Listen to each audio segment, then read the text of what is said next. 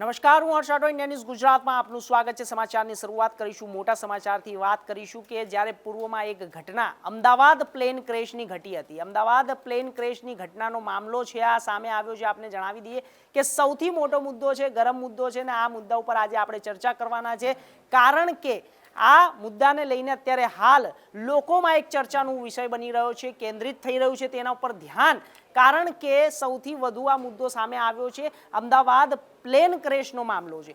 મારી પાછળ જે દ્રશ્યો લાગેલા છે તે આપને જણાવી દઈએ કે જ્યારે અમદાવાદ પ્લેન ક્રેશ વખતે એએમસી નો જે સ્ટાફ છે, કર્મચારી છે, તેમને ખાલી તપાસ દરમિયાન 16.74 લાખ રૂપિયાનો ચા નાસ્તો કર્યો। દર્શક મિત્રો, કેટલું યોગ્ય છે આપ જણાવો કે જ્યારે આવી ગંભીર બાબત સામે આવી હોય, આટલી મોટી ઘટના થઈ હોય, તેની અંદર જ્યારે રાજ્યના પૂર્વ મુખ્યમંત્રીનું નિધન થયું હતું, તે દરમિયાન આ પ્લેન ક્રેશનો મામલો સામે આવ્યો હતો અને આ પ્લેન ક્રેશની અંદર અત્યારે હાલ એએમસીના કર્મચારીઓએ જ્યારે 16.74 લાખ રૂપિયાનો ચા જ નાસ્તો કર્યો છે।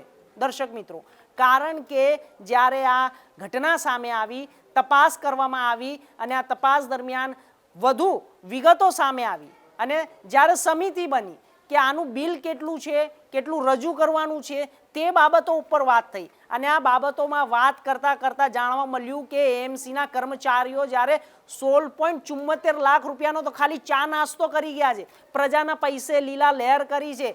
આ જ્યારે તપાસ હતી કે એક પિકનિક હતી, પિકનિકની અંદર જ્યારે આટલો ખર્ચો પણ નથી થતો, પરંતુ દર્શક મિત્રો, જ્યારે પ્રજાના પૈસા આવી રીતે જ વેડફવામાં આવે છે, એએમસીના કર્મચારીઓ જ્યારે 16.74 લાખ રૂપિયાના જ્યારે આ ચા જ નાસ્તા કરી રહ્યા છે, તો તપાસ શું કરી હશે? તો દર્શક મિત્રો, આ વિષય ઉપર તમામ માહિતીઓ આપણે વિસ્તારથી સમજીશું, ગ્રાફિક્સ દ્વારા સમજીશું, શું શું છે તે તમામ માહિતી આપણે સમજીશું। સૌથી મહત્વપૂર્ણ બાબત છે કે આ અમદાવાદ પ્લેન ક્રેશનો મામલો છે। તમને જણાવી દઈએ કે અમદાવાદ મ્યુનિસિપલ જે કોર્પોરેશનનું બજેટ છે તે બજેટ 18,518 કરોડ રૂપિયા સુધી પહોંચ્યું છે, છતાં પણ લોકોમાં અત્યારે હાલ એક જ વાત છે કે આ પૈસા ક્યાં વપરાઈ રહ્યા છે, ક્યાં જઈ રહ્યા છે અને કોના માટે ખર્ચા થઈ રહ્યા છે। દર્શક મિત્રો, સૌથી વધુ બાબત એ પણ સામે આવી હતી, મહત્વપૂર્ણ બાબત આપને જણાવી દઉં કે જ્યારે રાજ્યની અંદર પ્રચાર પ્રસાર માટે કરોડો રૂપિયા ફૂંકી દેવામાં આવ્યા હતા, પ્રજાના પૈસે લીલા લહેર કરવી, લાણી કરવી, પિકનિક કરવી, અને આપને જણાવી દઈએ કે જ્યારે પ્રજાના પૈસે કરોડો રૂપિયાનો ખર્ચો ખાલી સોશિયલ મીડિયા ઉપર પ્રચાર કરવામાં વપરાયો છે, આ પણ એક ઘટના છે। એ સાથે પણ આપને જોડીને બતાવી રહ્યો છું, કારણ કે આ ઘટના પણ સામે આવી ચૂકી છે। આપને જણાવું છું કે જ્યારે 18,518 કરોડનું બજેટ હોવા છતાં પણ પ્રાથમિક સુવિધાઓ માટે લોકો અત્યારે હાલ વલખા મારે છે, બૂમો પાડે છે। કેમ? કારણ કે જ્યારે દર્શક મિત્રો, આ એટલા માટે હું તમને બતાવી રહ્યો છું કે અમદાવાદ પ્લેન ક્રેશની જે ઘટના હતી તેની અંદર જ્યારે એએમસીના કર્મચારીએ 16.74 લાખ રૂપિયાનો ચા નાસ્તો કર્યો છે, ખાલી ચા નાસ્તો, તો તપાસ શું કરી હશે? જ્યારે આ બજેટ 18,518 કરોડ રૂપિયાનું છે, તે છતાં પણ જ્યારે સુવિધા માટે, સામાન્ય સુવિધા માટે જનતાઓને વલખા મારવા પડે છે અને લોકોના પગ પકડવા પડે છે, નેતાઓના પગ પકડવા પડે છે, આજીજી કરવી પડે છે। આ કેવા પ્રકારનો મામલો છે? દર્શક મિત્રો, આગળ આપણે વધુ માહિતી સમજીશું અને વધુ માહિતીમાં સમજીશું કે જ્યારે 12મી જૂન 2025ના રોજ આ થયેલી વિમાન દુર્ઘટનાની વાત છે અને મ્યુનિસિપલ સ્ટાફે કરેલા ચા નાસ્તા પેટે 16.74 લાખ રૂપિયાના બિલની દરખાસ્તની મંજૂરી, દર્શક મિત્રો, દરખાસ્તની મંજૂરી મળી ગઈ। 16.74 લાખ રૂપિયાના ચા નાસ્તા કર્યા જ્યારે એએમસીના કર્મચારી અમદાવાદ પ્લેન ક્રેશની અંદર જ્યારે ઘટના ઉપર તપાસ કરવા ગયા અને આ તપાસ દરમિયાન તેમને આ જે ચા નાસ્તા કર્યા તેના બિલની મંજૂરી પણ મળી ગઈ। 16.74 લાખ રૂપિયા કોઈ નાની રકમ નથી અને એ પણ ખાલી ચા નાસ્તા માટે। દર્શક મિત્રો, એવી તો કઈ તપાસ હતી?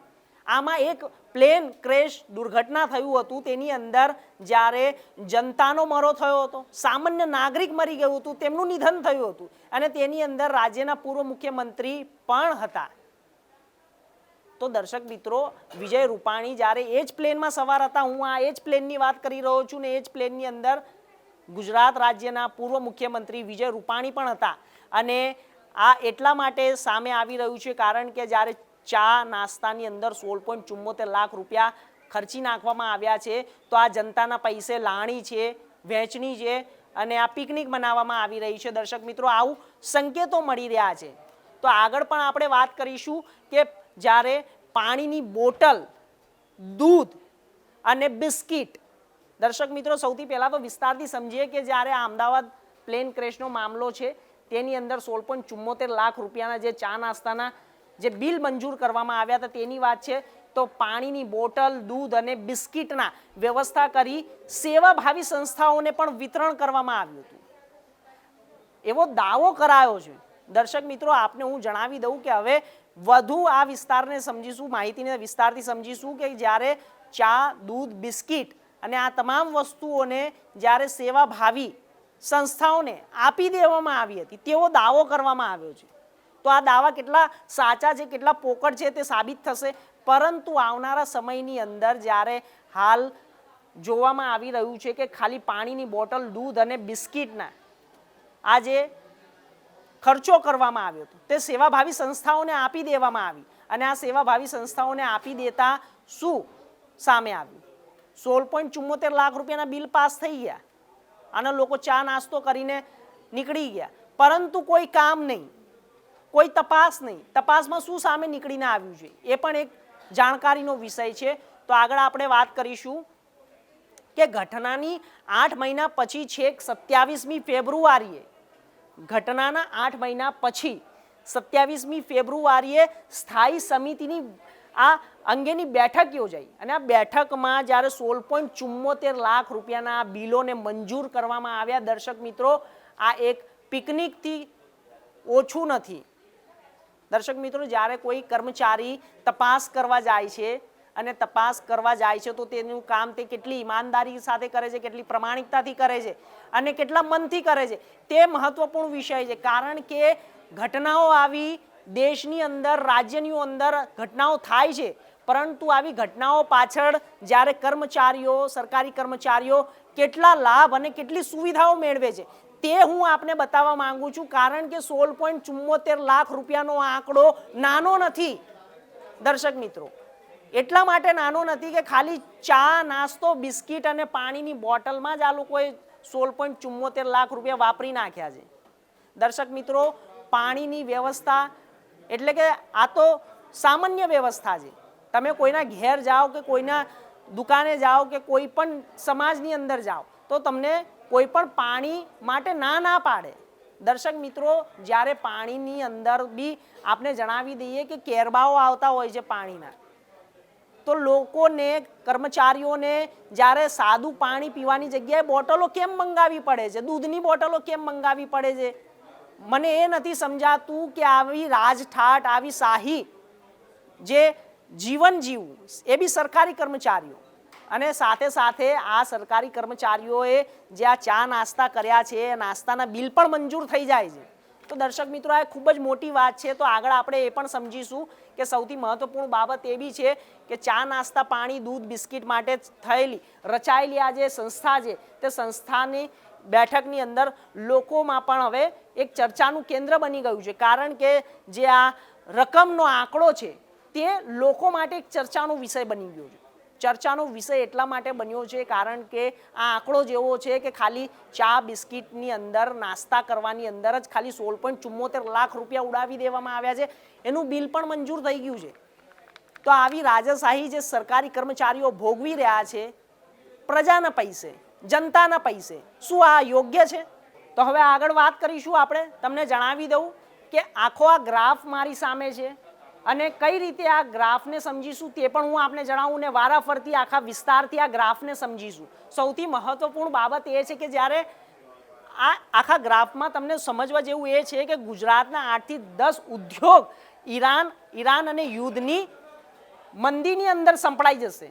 દર્શક મિત્રો, ખૂબ જ મોટી વાત છે કે જ્યારે વૈશ્વિક અસ્થિરતા આવી રહી છે, આ વૈશ્વિક અસ્થિરતાના કારણે ગુજરાતના 8 થી 10 ઉદ્યોગોને ઈરાન અને આ જે યુદ્ધ છે તે મંદીની અંદર ઝંપડી લેશે, સંકળાઈ જશે અને આ સાથે જ મંદીના ભણકારા પણ સામે આવી રહ્યા છે. સૌથી મહત્વપૂર્ણ બાબત એ છે કે જો યુદ્ધ વધુ લંબાશે તો ગુજરાતના ટૂર ઓપરેટરને 50 કરોડ રૂપિયાનો ફટકો પડશે. દર્શક મિત્રો, એટલા માટે હું તમને જણાવી રહ્યો છું કે રિફંડ, ટૂર અને રિસ્ટુલ અને બુકિંગ કેન્સલો માટે અત્યારે હાલ ઘસારો આવી રહ્યો છે.